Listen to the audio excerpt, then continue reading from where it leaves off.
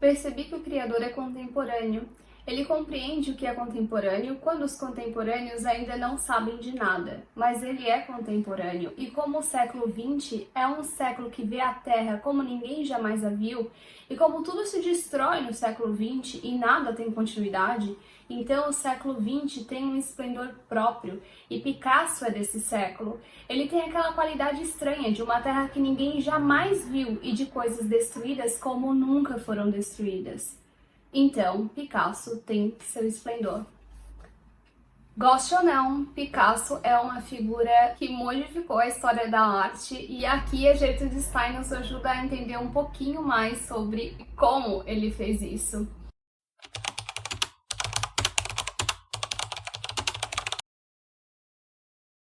Olá, hoje vamos conversar um pouquinho sobre Picasso, que é o nome deste livrinho pequenininho, porém cheio de citações a refletir, da Gertrude Stein, que era muito amiga do Picasso, ela gostava muito dele, então sim, é um pouquinho tendenciosa, mas ela nos ajuda a ver o cubismo com um olhar um pouquinho diferente.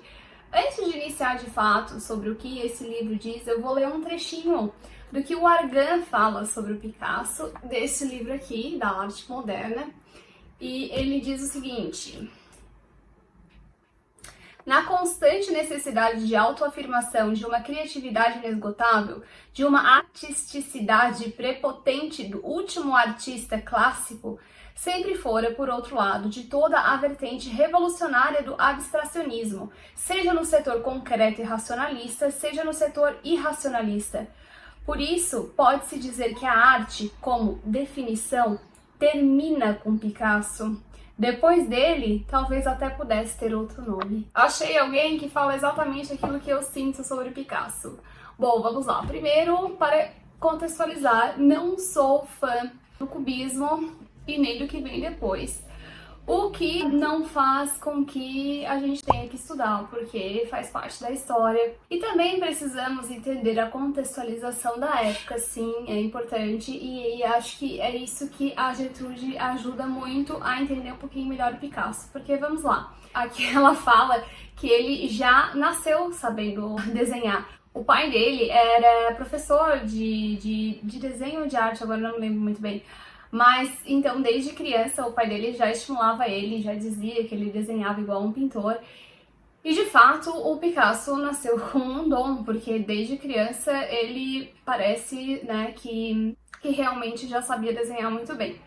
Bem, ele nasceu em 1881 em Málaga, mas logo se muda para Barcelona e em 1900 é a primeira vez que ele vai para Paris. Lá em Paris, então, ele conhece um mundo novo, né? Abre-se o horizonte, ele conhece várias outras pessoas, ele muda um pouquinho a forma de fazer a arte, mas ele volta para Barcelona por um tempo e onde ele começa a fase azul. Ela fala bastante aqui desses períodos de criação do Picasso, que ele tem dois principais, assim, né? Que é o período azul. O azul remete, assim, à melancolia, e o período rosa. E aí ela fala bastante sobre esses períodos, sobre o que ele representava. Ela vai e volta, achei até um pouco cansativo às vezes essa coisa de ela repetir. E na fase tal começou o período rosa, aí ela muda um pouquinho de assunto e volta, mas aquela fase, quando começou o período rosa, e ela repete assim bastante a data e tal, mas outra coisa que eu não entendi muito bem aqui da Gertrude é essa concepção que ela tem da Espanha. Ela fala aqui que a Espanha era só branca, preta, cinza e dourada. Deixa eu ver exatamente como ela fala. Aí eu fiquei assim, ou eu tô cometendo um anacronismo gigante de ver a Espanha com os olhos de hoje, ou a Gertrude nunca foi pra Espanha. E eu acho que é essa opção a mais correta. Ela fala que as cores na Espanha se resumem ao branco, preto, prata ou dourado. Não existe nada de vermelho ou de verde. Eu não sei que Espanha é essa que ela tá falando. A Espanha que eu conheço e que eu sou apaixonada definitivamente não se enquadra nessa descrição aqui. É bem estranho o que ela fala aqui sobre a Espanha, não condiz assim. mas ela fala muito a palavra Espanha e espanhol. Ela usa o espanhol para descrever por que Picasso era daquela forma. A Picasso achava isso, porque ele era um espanhol. Então ela repete isso muito, muito mesmo. E ela faz uma comparação da Espanha com os Estados Unidos, ela é americana, né? Que eu não consegui entender, não faço ideia do que ela estava querendo dizer e da onde ela tirou isso.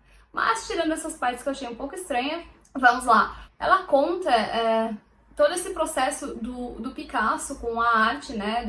Da primeira vez que ele vai para Paris, ele volta para Espanha e depois ele volta para Paris. Ele acaba virando praticamente um parisiense, né? Mas ele tem esse vínculo muito forte com a Espanha e ele sempre visita a Espanha em alguns momentos da vida, mas de fato ele mora mais tempo em Paris. Ela vai falar bastante sobre o fato do Picasso se esvaziar. É como se ele pegasse tudo aquilo que ele tinha dentro dele e se esvaziasse nas obras. Então, no período azul, ele se esvazia de si e aí acaba aquele período. Aí ele vai para o próximo período. E aí, lá naquele período, ele se esvazia de si e de novo vai para o próximo período. Então, são como se fossem vários ciclos da vida que ele fecha aquele determinado ciclo, se enche novamente de outras coisas, de outros sentimentos e expõe tudo aquilo ali nas suas obras. Sobre o cubismo, ele já vai aparecendo umas obras que ele faz da paisagem espanhola. Ali ela já diz que tem a sementinha do cubismo. E que, claro, que tinha que ser uma paisagem espanhola, porque a paisagem espanhola, a arquitetura espanhola não combina com a paisagem. Eu não sei de onde é que ela tirou isso, mas enfim, era ali então que vai nascendo aos pouquinhos o cubismo.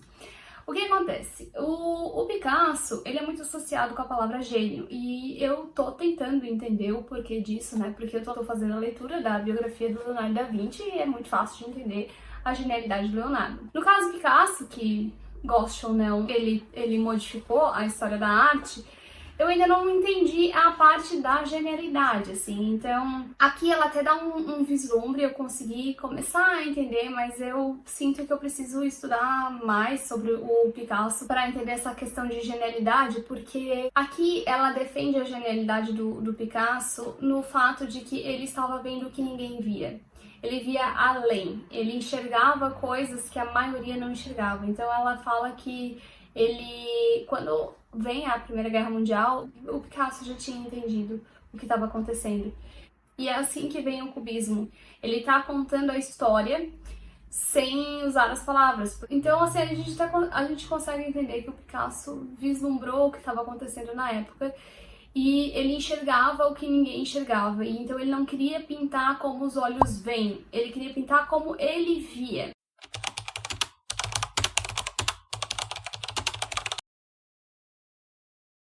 Então ele quis contar a história através da linguagem dele, que é a pintura, os desenhos. Ele não escrevia, então ele desenhava a percepção que ele estava vendo da história. Então quando vem a guerra é muito complicado, assim, eu acho um período muito interessante pra gente analisar, porque apesar de que eu não gosto das obras do cubismo em diante, e eu acho até a gente tem que tomar um pouquinho de cuidado a dizer que a gente não gosta da arte moderna, porque não é bem verdade. Eu vejo muita gente dizer que não gosta de arte moderna e gostar de Van Gogh, por exemplo. Na arte moderna entra muita coisa. Acontece que quando vem essa ruptura de fato, que o Picasso rompe com aquilo que a gente vê, porque por mais que o Manet vai romper com a Escola de Belas Artes e o Salão de Paris, das exposições, ele ainda tá pintando aquilo que a gente consegue distinguir. Assim como o Van Gogh, o Cézanne, o Monet, Degas, Renoir, então, né, o Picasso não. O Picasso quebra isso. Inclusive, ela vai citar aqui os surrealistas também, que para ele os surrealistas também não eram muito longe dos impressionistas, por exemplo, porque eles ainda estavam, por mais que fosse aquela coisa do Salvador Dalí, né, que as coisas estão meio derretidas, ainda são as coisas como a gente vê. O Picasso, ele queria pintar as coisas do jeito que ele vê, não do jeito que todos veem. Então, assim, goste ou não, Picasso é Picasso. Se fala esse nome, todo mundo sabe quem é.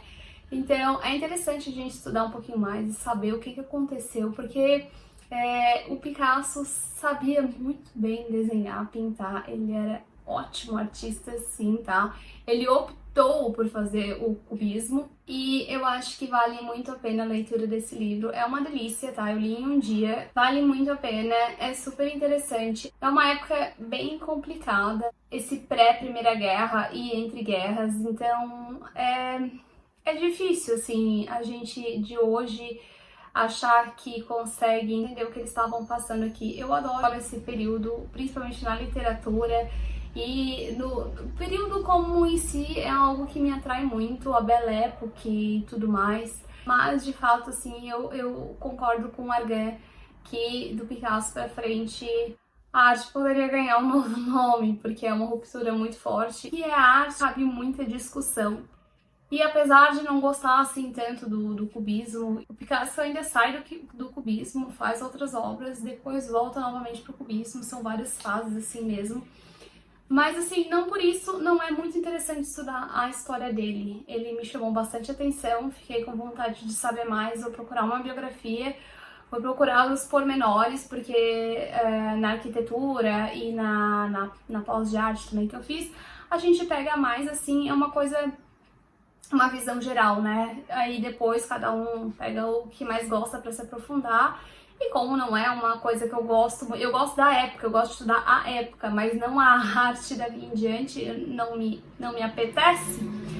Mas então agora me chamou um pouquinho a atenção, vou ler um pouco mais, porque a história da pessoa atrás dessa arte me interessa. Então vou estudar um pouquinho mais sobre Picasso.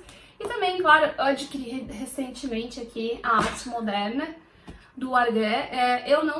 Gente, eu não sou contra a arte moderna, tá? Tem muita coisa da arte moderna que eu gosto. Mas eu acho que vale a gente ter o nosso pensamento crítico. Mas é isso, fica a recomendação de qualquer forma. Gosta do cubismo? Não gosta do cubismo? Lê esse livrinho aqui. Ele é muito interessante, tem umas reflexões bem legais. Tem um trecho que me chamou muita atenção, eu até postei no Instagram, e eu vou ler aqui esse trechinho, e o livro é repleto desses trechos pra gente refletir. Ela fala que as pessoas realmente não mudam de uma geração para outra. Desde o princípio da história, as pessoas são praticamente o que sempre foram. Elas têm as mesmas necessidades, os mesmos desejos, as mesmas virtudes e as mesmas qualidades, os mesmos defeitos. De fato, nada muda de uma geração para outra, exceto as coisas vistas. E são as coisas vistas que constroem essa geração. Em outras palavras, nada muda nas pessoas de uma geração para outra, exceto a maneira de ver e de ser visto. As ruas mudam. O modo de transporte nas ruas mudam. As construções mudam. Os confortos das casas mudam, mas as pessoas de uma geração para outra não mudam. Fiquei refletindo bastante sobre isso e, mais uma vez, para mim, isso reforça a importância da beleza no nosso entorno, porque a essência humana não muda, mas o nosso entorno muda e isso faz muita diferença. Fica a reflexão, então, espero que vocês tenham gostado. Se gostou, curte esse vídeo, se inscreve no canal para acompanhar os próximos vídeos.